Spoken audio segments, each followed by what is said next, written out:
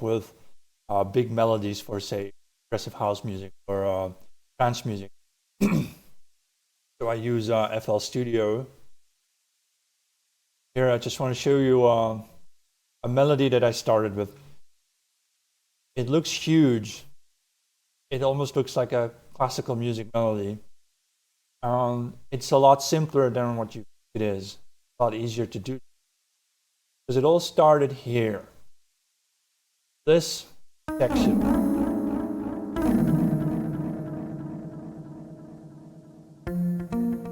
Well, that's stupidly simple. This is how it just started. It started with simply a sort of rhythmic idea like that. Add a little power chord. Look, I'm not an expert in music theory at all. I don't know anything about anything. Just explaining to you how someone who doesn't know anything about music can still come up with very elaborate melodies. So I went from there, adding some variation, adding some sound. And it's quite repetitive. So here, wait. So the first 8 bars already form a loop, right? And I repeat that loop again with some minor variation. And after 16 bars, I introduce something new. So I realized that this is very boring. This can't be the melody. So I tried to make it more interesting by doing what classical composers do. They simply add more notes. You add more notes on the high end, higher notes up here. You add lower notes later. So I started adding higher notes like this.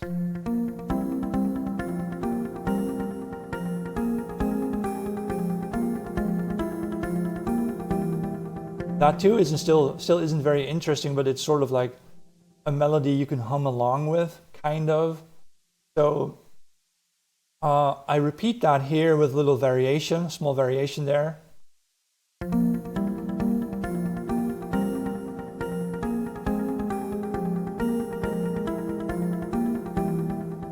And then I add more variation by adding bass notes. So I have this introductory part here, goes further down, and watch what happens.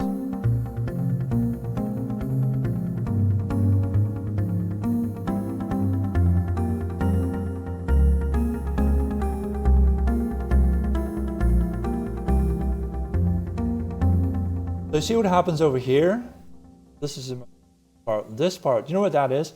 That's a chord progression. Finally, I didn't even, normally you start with chord progressions, right? But I didn't. I started with this random insert here, some top-line melodies. Then it meanders, it streams out like a river. It has a side stream, turns out to lead me to this. The chord progression, which the chord progression is sort of bass line notes that repeat themselves over and over and over again.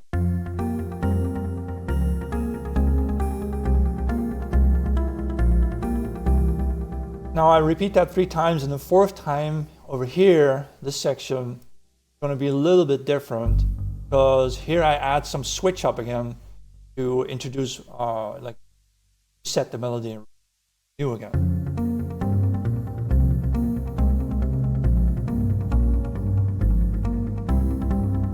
Here it resets again, right? Here it starts over again. It's that same repeated top notes, but now I add more. So I forgot to tell you that I simply decided, if you see here, you see F4, I made F my root note, my bass note. So this whole music, this melody is written in what is called F minor. And in FL Studio, you can actually go to little arrow here and then view scale highlighting, and then you set your root note F, your scale to, I chose minor harmonic. Like, I don't even know what I'm doing. I just didn't want to do C major all the time. So I thought to myself, well, let's just try F minor harmonic, whatever that is. Like, I seriously don't even know what that's all about. So I switch up here. I continue with the chord progression now. The main part, I hope you understand that this main section over here, it repeats itself over and over and over again. The 16 bars of the same over and over again. There's nothing new anymore there. But here I introduce something new in the top.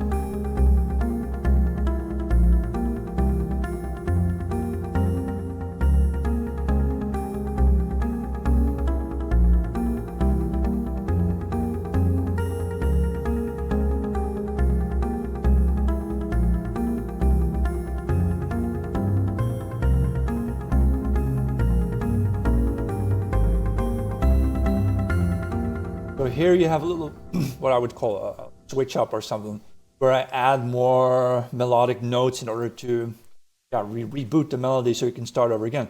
But now I add some more here up top. I call it an accent. I don't even know what the official names for this are. So I'll call this accents. You can imagine a violin playing these notes up top here.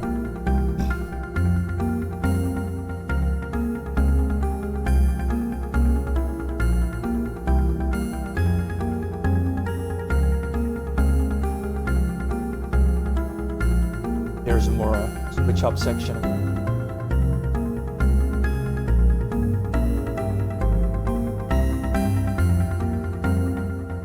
And all of this repeats itself again. See, it's 16 bars of repetition.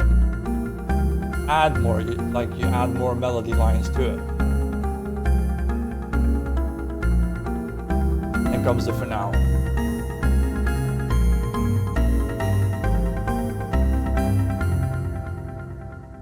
And all of this is just verse. The melody for the verse part. I haven't even started on, well, I have, I'll show you later. I have also added onto this now a chorus melody that comes after all. But what I want to show you here, what I find a bit interesting is as I start to produce this melody, watch what happens. You see the top part over here? That's one instrument. That's the accent line, as I would see. This section over here, clearly separated. You see 5 bands of sound here. This is sort of the humming melody, the one you can hum along with. This is that bass, the spine, the middle section of the melody. Here you have a sort of mid-bass section. Here in the low end, the low bass notes are the chord progression. So you've got 5 instruments playing here. Basically, I played them with one. I played them with the same instrument. Now, all of this is fine, but it's not good enough yet. Because you want to go into create a chord. A chorus melody. Got that one here. So again, this is the chorus melody that flows from what you saw before. It flows from the verse melody. Now this too may look very complicated, but actually it's just a duplication. You see, the bottom part is a duplicate of the top part. And believe it or not, this chorus melody can be played just on top of, it's 16 bars, and it can be played exactly on top of the verse melody you just saw before. It's just, what is the difference between a chorus melody and a verse melody? Chorus is the thing that people can sing along to. Because I'm volume down. That is good.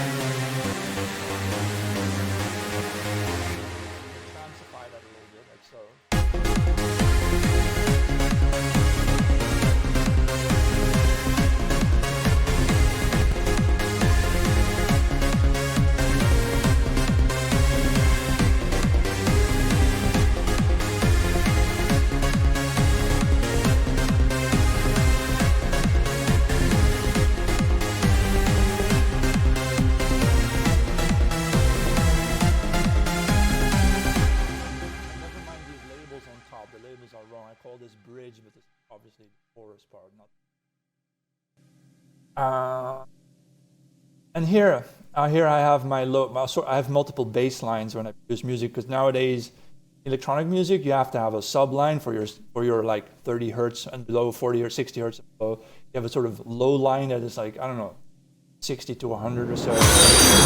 Oh, what the hell is that? Okay, so here notice that this bass line that I made is that chord progression that you saw before. This one is more. Here, it's the same chord progression that you saw in the verse melody. So that's how you do it. You just start with a very simple spine or something. Like a river, you flow melodic lines, higher notes and lower notes, flow them out.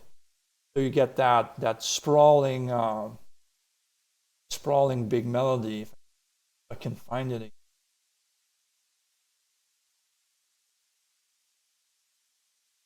So that sprawling melody, it sprawls out into higher notes and lower notes. The lower notes then are supposed to become your chord progression, which is supposed to be very repetitive, add all sorts of switch ups and variations to interesting. And from this follows your chorus melody, which should kind of be played on top of this one, but you play it separately. It's a separate melody. But that's how you do it. Well, I hope this was somewhat interesting.